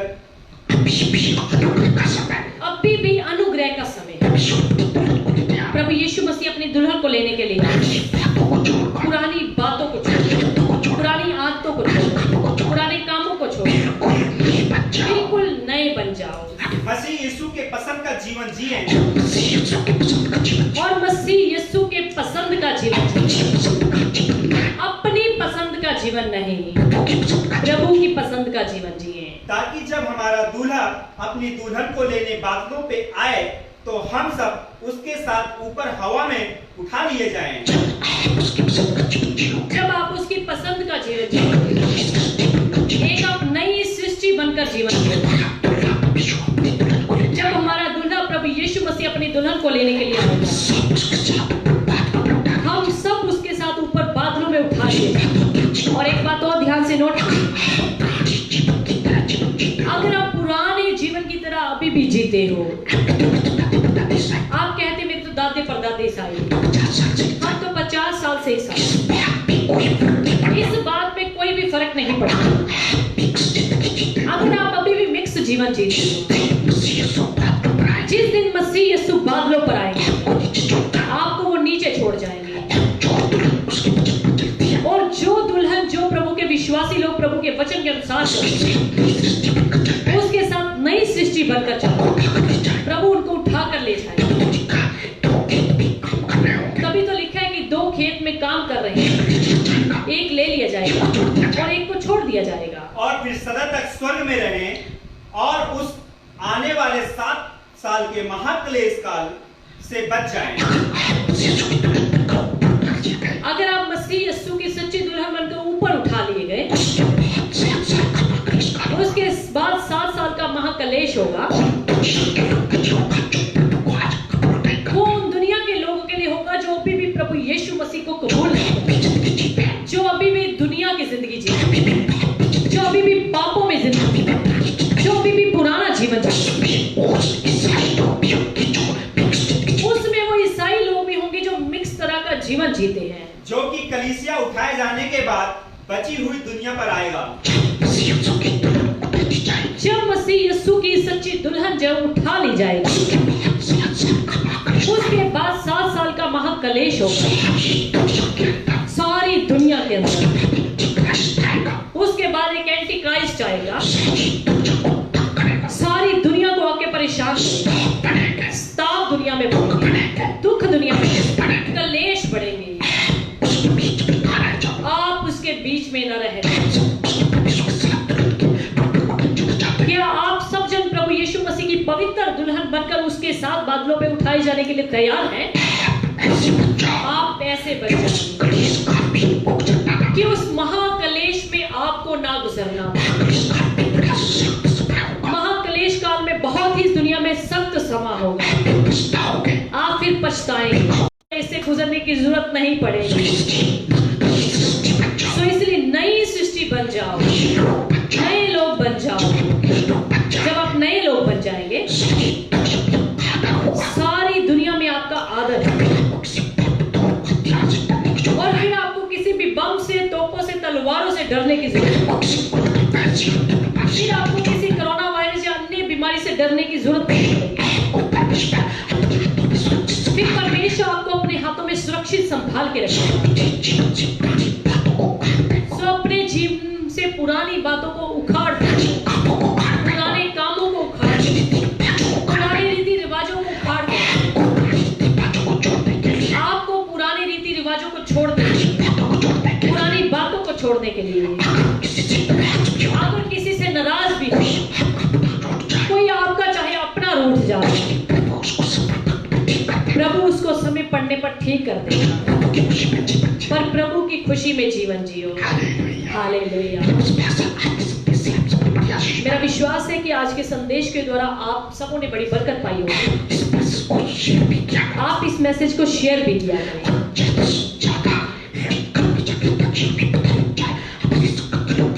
और लिख के भेजा करें ज्यादा से ज्यादा, ताकि हमें पता चल सके कि हमारी संगत के लोग कितने को जुड़ चुके हैं। और हमारी YouTube का चैनल का नाम है सियोन टीवी। उसको ज्यादा से ज्यादा सब्सक्राइब करें और दूसरों को भी सब्सक्राइब करने के लिए। जब हमारे सब्सक्राइब बढ़ जाएंगे, फिर उसके ऊपर भी हम सीधा लाइव कर सकते हैं। ये सारे संदेश बाद में YouTube में डाल दिए जाएंगे। आप इनको कभी भी निकाल के दोबारा सुन सकते हैं और दूसरों को भी सुना सकते हैं। अभी कुछ अनाउंसमेंट, उसके बाद प्रभु भोज के लिए अनाउंसमेंट। एक तो जैसे कि आप सबको पता है कि हम संडे के अलावा एक दिन सप्ताह में फिर से दोबारा लाइव होते हैं। 7 तारीख को वीरवार को, यानी कि इसी हफ्ते वीरवार को 7 तारीख को 5 बजे फिर से लाइव मैसेज होगा। आप सब फिर से हमसे साथ जुड़े और आप अपना नेट की जो है सेविंग करके रखा करें। उसके लिए फिर से सूचना आपको ग्रुप में डाल दी जाएगी और फेसबुक पे भी डाल दी जाएगी। ज्यादा से ज्यादा लोगों को जोड़ें ताकि इस लॉकडाउन के दिनों में घर बैठे ही परमेश्वर से लोग बरकत पाएं। अगली सूचना ये है कि अगर हमारे लिए कोई भी सेवा हो, जैसे कि लॉकडाउन के डेज चल रहे हैं और लॉकडाउन के डेज आगे बढ़ रहे हैं, हम उसमें आपकी क्या मदद कर सकते हैं। किसी को अगर कोई राशन की दिक्कत है, हम उसमें आपकी जो भी मदद कर सकते हैं, आप उसके लिए हमें बताएं। हम एसपीटी की तरफ से वैसे बहुत राशन बांट चुके हैं, अपने चर्च के लोगों को भी और दूसरे लोगों को भी। जितना को भी थोड़ा बहुत दे सकते हैं हमको दे दें। आप भी इस समय अपने गली मोहल्ले से, अपने पड़ोसियों से पूछा करें अगर आप किसी की कोई मदद कर सकते हैं। कोई आपकी गली मोहल्ले में, कोई नजदीकी एरिया में, आपकी जानकारी में कोई गरीब मजदूर कोई ऐसा रहता हो जिनके पास खाने के लिए रोटी नहीं, राशन नहीं, उनको आप रोटी भी दे सकते हैं, घर बुला के खाना खिला सकते हैं, उनको आप राशन भी दे सकते हैं, उनको थोड़ी बहुत पैसे में भी सहायता कर सकते हैं। अगर आपको प्रे टावर की तरफ से कोई मदद की जरूरत है, आप हमसे भी संपर्क कर सकते हैं। अगली सूचना, जैसे कि आप सबको पता है कि लॉकडाउन के डेज में बाहर निकलने की इजाजत नहीं, आप अपने घरों में रहा करें, बाहर ना जाया करें जब तक आपको बहुत जरूरी कोई कार्य ना हो। और सरकार की तरफ से जितने भी इंस्ट्रक्शन सबको दी गई हैं उनका पालन जरूर किया करें। कहीं भी पुलिस वालों के साथ कहीं भी झगड़ा, वो हमारी रक्षा के लिए खड़े हैं। डॉक्टर्स के लिए प्रार्थना किया करें, पुलिस वालों के लिए प्रार्थना करें और सफाई कर्मचारियों के लिए प्रार्थना करें, क्योंकि वो बड़े रिस्क में जीवन जी रहे हैं। और अभी देखिए कितने ज्यादा संक्रमित लोग इससे हैं। फिर भी हमें उन सबको अपनी प्रार्थनाओं में याद रखना। जब प्रभु ने चाहा ये लॉकडाउन खुलेगा, प्रभु ने चाहा हम फिर से मिलेंगे आपसे। बेशक शरीर में अभी हम नहीं मिल पा रहे, पर आत्मा में हम मिल रहे हैं। आप हमको भी प्रार्थना में याद रखें, हम आपको भी अपनी प्रार्थना में याद रखें और आपको याद भी पड़ा करें और कि हम आप सबसे फिर दोबारा कब मिलेंगे। जैसे कि लास्ट सूचना ये है कि जैसे कि आप सबको पता है कि आज महीने का पहला संडे है, प्रभु भोज का संडे होता है। आप सभी को तो हम इधर बुला नहीं सकते। जैसे हमने कल आपको नोटिस डाला था, आप अपने हाथ में रोटी का टुकड़ा ले सकते हैं या ब्रेड का टुकड़ा ले सकते हैं। अपने हाथों को साफ करके धो करके अच्छी तरह से आप अपने हाथ इकट्ठी दुआ करेंगे, क्योंकि ये एक मजबूरी है। देखिए वैसे इस तरीके का प्रभु भोज ठीक तो नहीं होता, जहाँ तक पर हमारे सबके लिए मजबूरी है, क्योंकि और कोई रास्ता नहीं। फिर भी विश्वास करें कि परमेश्वर हमारी दुआ को सुने। हम सबके लिए इकट्ठी दुआ करें। जब लास्ट दुआ हो जाएगी, आपका कोई प्रार्थना का विषय तो आप हमें कमेंट बॉक्स में लिख के दे सकते हैं। अभी कोई बहुत अर्जेंट विषय है तो वो भी लिख सकता है, उसके लिए अभी दुआ करनी जाएगी। अगर किसी का अर्जेंट ज्यादा नहीं होगा वो बाद में कमेंट बॉक्स में डाल दे ताकि बाद में दुआ करें। एक कमेंट में जो है हमारी टीम के लोगों को चेक करते हैं, किसी का प्रार्थना का विषय हो इसको नोट भी करते हैं। अभी हम प्रभु भोज के लिए इससे पहले दुआ करेंगे। सभी अपनी आंखों को बंद कर लें। आप अपने साफ हाथों से उस रोटी को, ब्रेड के टुकड़े को, लिक्विड को अपने हाथों में ले सकते हैं और प्रार्थना करने के बाद उसको आप ग्रहण कर सकते हैं।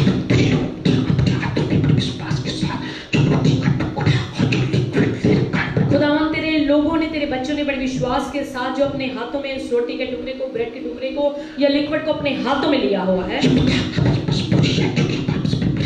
ये पिता परमेश्वर हमारी मजबूरी है कि हम आपस में मिल नहीं पा रहे, तेरे लोग चर्च में आ नहीं पा रहे, पर पिता परमेश्वर हम आपके बेटे यीशु के नाम में दुआ करते हैं। तेरे बच्चों ने अपने हाथों में जो भी देह का टुकड़ा और जो भी लिक्विड दाखरस के रूप में पकड़ लिया है, उसको यीशु मसीह के लहू के द्वारा पवित्र कर दिया। जब तेरे बच्चे, तेरे विश्वासी जब खुदावंद उसको तेरी देह समझकर, तेरे लहू समझकर पीते खाते हैं, तेरे बच्चे उस रोटी के टुकड़े को तेरी देह समझकर खाते हैं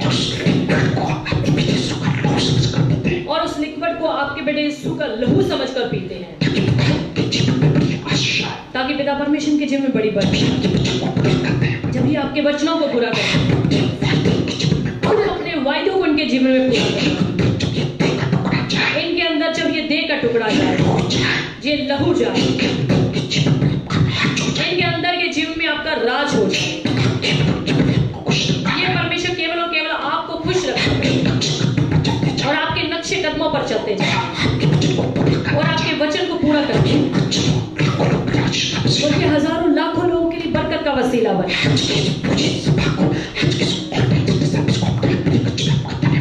आज की इस ऑनलाइन सर्विस को, पूरी संडे सर्विस को अपने हाथों में लेकर चलाया, आपका धन्यवाद करते हैं। जितने भी तेरे बच्चों ने इस वचन को सुना, वो सुना गया वचन सबकी जिंदगी में 100 गुना फल। तेरे बच्चे इस वचन को सुनने वाले नहीं बल्कि उस पर चलने वाले बन जाएं। या और भी ज्यादा इस वचनों को पढ़ा करे, उस पर चला करे, ताकि परमेश्वर सबके जीवनों में तेरा राज हो जाए। और पिता परमेश्वर दुआ करते हैं, ये कोरोना वायरस की बीमारी जो हिंदुस्तान में, पूरी दुनिया में फैली हुई है, और पिता परमेश्वर आप पूरी दुनिया पर एक बार कृपा करते हैं। लाखों लोग इससे मारे गए, लाखों लोग अभी भी पीड़ित हैं।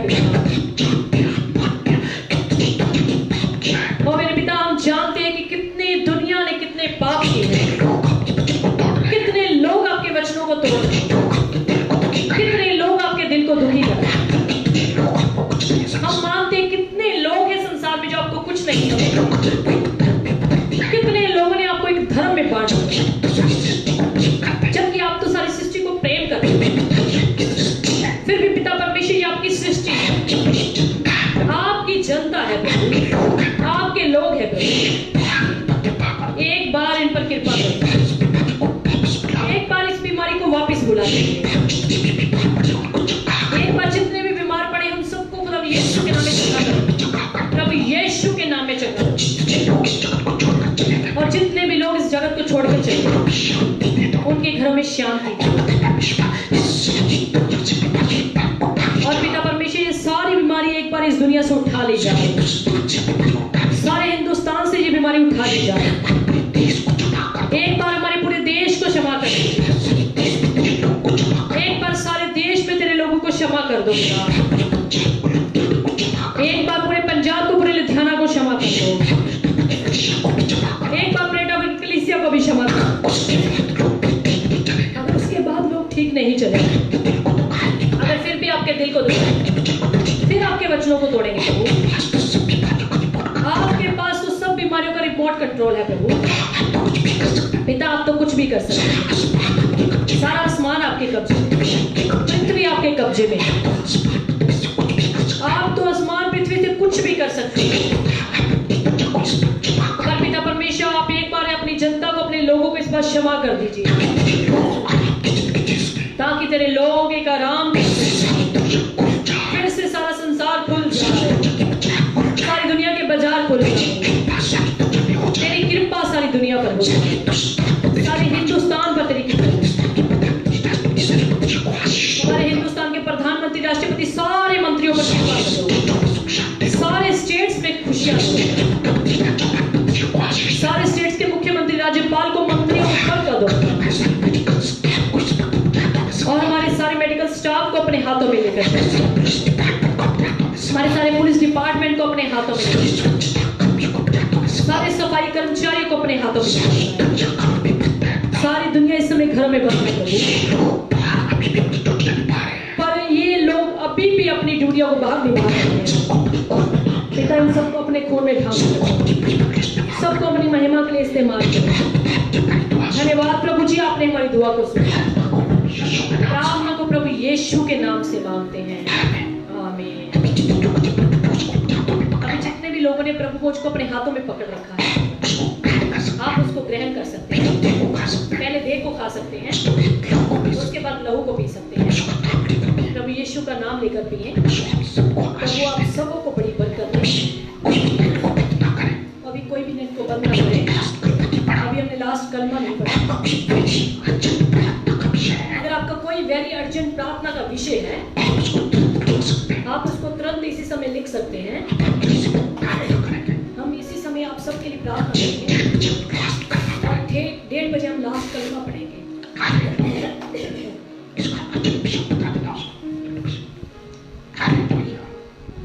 अनुग्रह Niwas, pray for my mother's hand pain, mummy के हाथों में दर्द।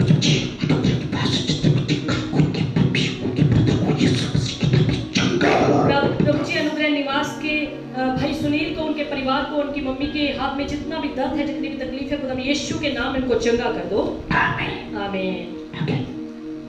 शिव शंकर भाई के लिए दुआ करेंगे, प्रभु आशीष दे, उनको चंगा करे। प्रभु जी भाई शिव शंकर को, पूरे परिवार को बड़ी बरकत दे, उनकी पत्नी, उनके बच्चे, उनका परिवार चंगा भला रहे, खुदा यीशु के नाम में। भाई मनीष रामा, भाई राजेश कुमार के परिवारों को परमेश्वर पर, आप उसको अभी लिख के भेज सकते हैं। Hallelujah, hallelujah, thank you Jesus, hallelujah, thank you Jesus, hallelujah, praise God, hallelujah.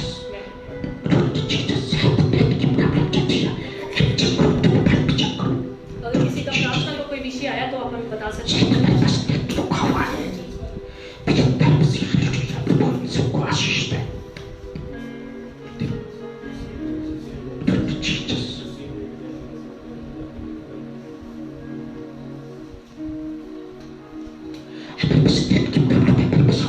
सो मेरी नेट की प्रॉब्लम थोड़ी शुरू हो गई है, हमारे पास अभी आ नहीं रहा।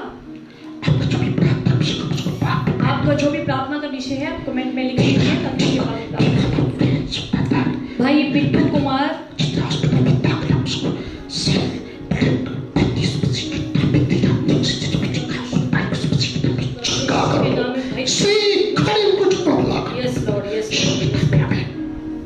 भाई बिट्टू कुमार के भाई के लिए जो कि दुबई में है, सतीश के लिए दुआ करते हैं, परमेश्वर को संभाल के रखे। भाई रीनू कुमार को, भाई समीर अरोड़ा के परिवार को परमेश्वर बड़ी बरकत दे। भाई अवतार की फैमिली को परमेश्वर आशीष दे। बहन दीपिका परमार के परिवार को परमेश्वर आशीष दे। भाई जसविंदर सिंह की फैमिली को आशीष दे। भाई दीपक के परिवार को परमेश्वर बरकत दे।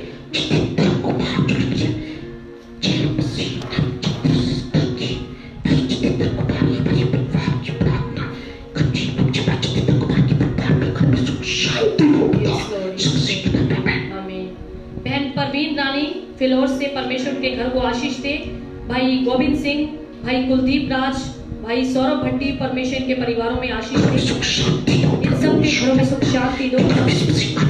खुदा यीशु का लहू इनके घरों में छिड़के रखे।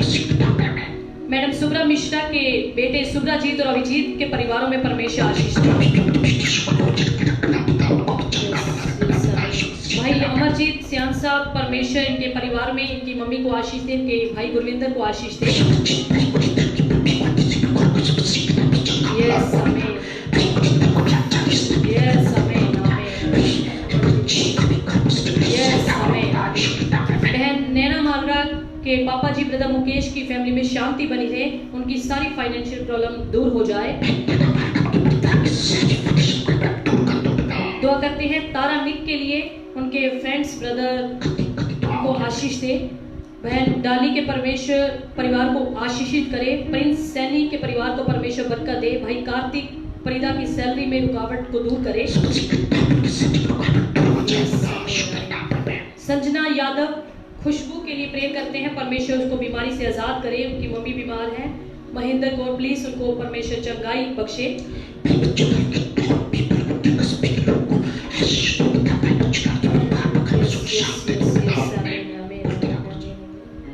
भाई मुकेश के परिवार को परमेश्वर आशीष दे। पास्टर नवीन मैथ्यू जो कि इंग्लैंड से हैं, यूके से, परमेश्वर उनके घर में, उनके परिवार में सेवकाई में आशीष दे।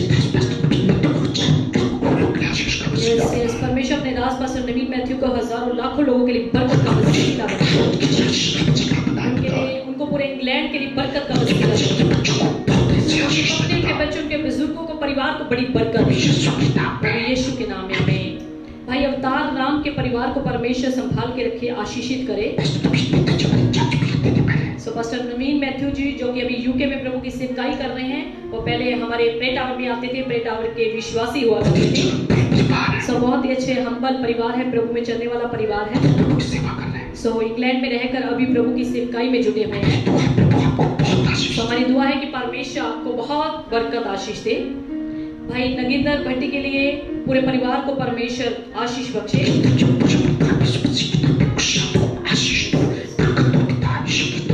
दुआ करते हैं श्रीमती रेखा देवी को परमेश्वर उनको चंगाई बख्शे। इविल का जो भी अटैक है उनके ऊपर खुदा यीशु के नाम में दूर होने पाए।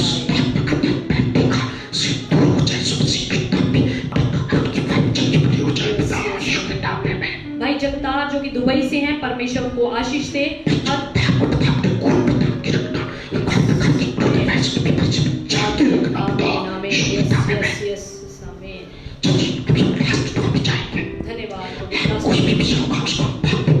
कोई भी प्रार्थना का विषय होगा तो आप बाद में भी कमेंट में लिख सकते हैं, हम बाद में उसको पढ़ के आपके लिए दुआ कर सकते हैं।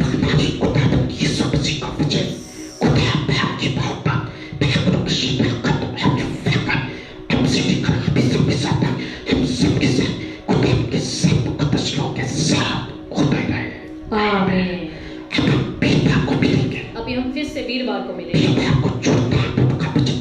वीरवार को जुड़िए, प्रभु का वचन सुनना ना भूलें। खुदावंद आप सबों को बड़ी बड़ी बरकत और दूसरों को भी वचन के बारे में बताएं। सिर्फ आप ही नहीं, दूसरे लोग भी बरकत पाए। सबको प्रभु आशीष बरकत दे। जय मसीह की। शालोम।